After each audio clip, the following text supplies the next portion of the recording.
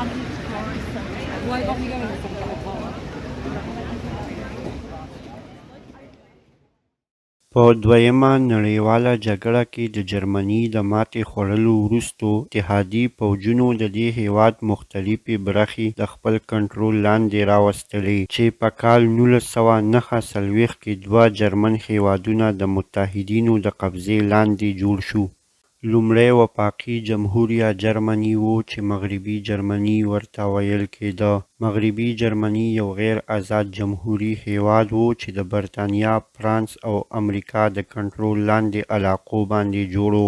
دویم جرمني جرمن جمهوري GDR و چې عام توګه ورته مشرقي جرمني ویل کېده. مشرقي جرمني کې د سویت یونین په مشرۍ کې کمیونیست حکومت و.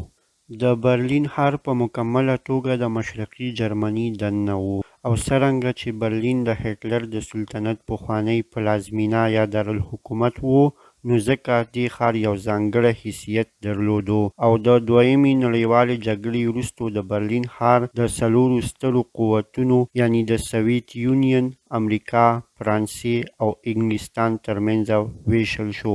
مشرقي برلین د مشرقي جرمني پلازمینه جوړه شوه، خو د مغربي جرمني نوې پلازمینه د برلین څخه خواوشا 600 کیلومتره لرې د بون په ښار کې جوړه شوه. د برلین ښار مغربي حصه چې د برطانیا، فرانس او امریکا علاقې پکې شاملې وې، د مشرقي جرمني په مرکز کې یې د مغربي جرمني په اغېزناکه توګه استازیتوب یا نمایندګي کوله. د جرمني په دوه برخو د تقسیم په لومړۍ لسیزه کې د مشرقي او مغربي برلین ترمنځ پوله په مکمله توګه خلاصه وه. ریلګاډی د ښار په دواړو برخو کې چلیده او خلکو په اسانه د خپلوانو او ملګرو سره د ښار په هره برخه کې لیده کاته کوی شول.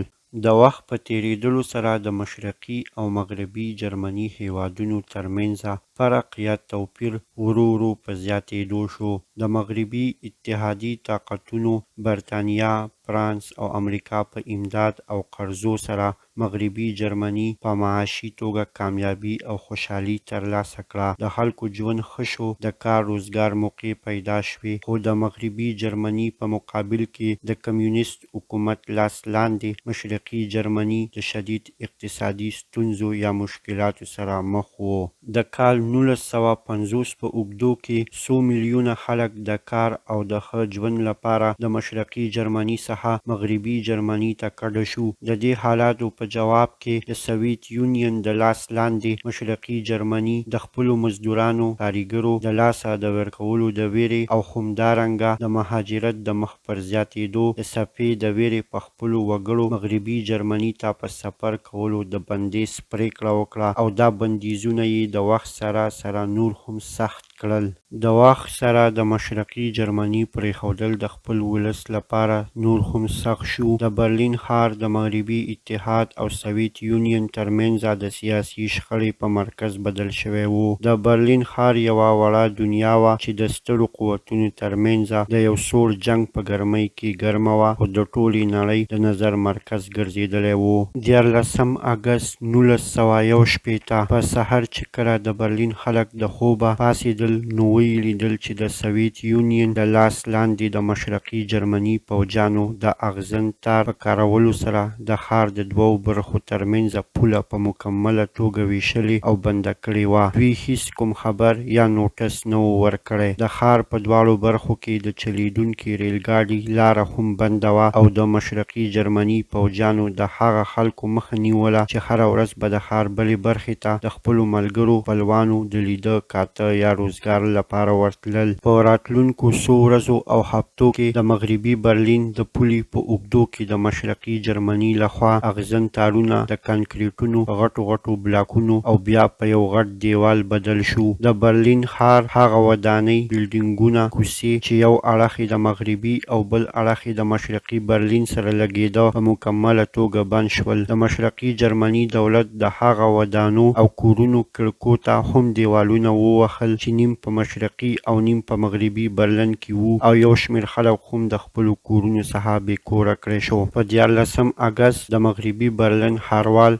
سینټ ته په خپله وینا کې وویل چې د سویت یونین د لاس لاندې مشرقي جرمني په خپل ولس ظلم کوي او موږ یې د غیرقانوني او غیر انساني کړنو غندنه کوو.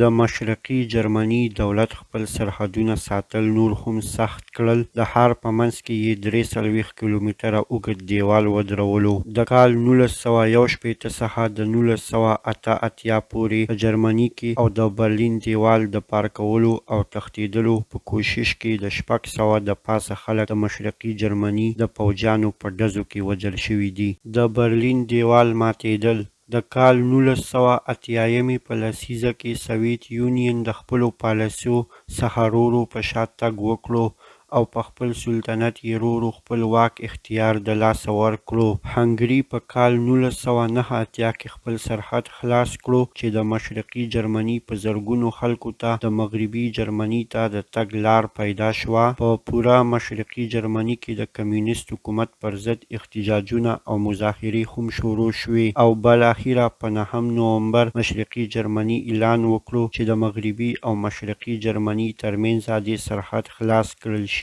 دا خبر ډیر په تیزۍ سره په جرمني کې او په ټوله دنیا کې خور شو. د مشرقي جرمني خلک مخکې شول او د مغربي جرمني خلکو د هغوی هرکلی وکړو. خلکو په ګډه د برلین دیوال مات کړو او هم د دې سره په 3 اکتوبر کال 1990 کې مغربي او مشرقي جرمني په رسمي توګه یوځای شو.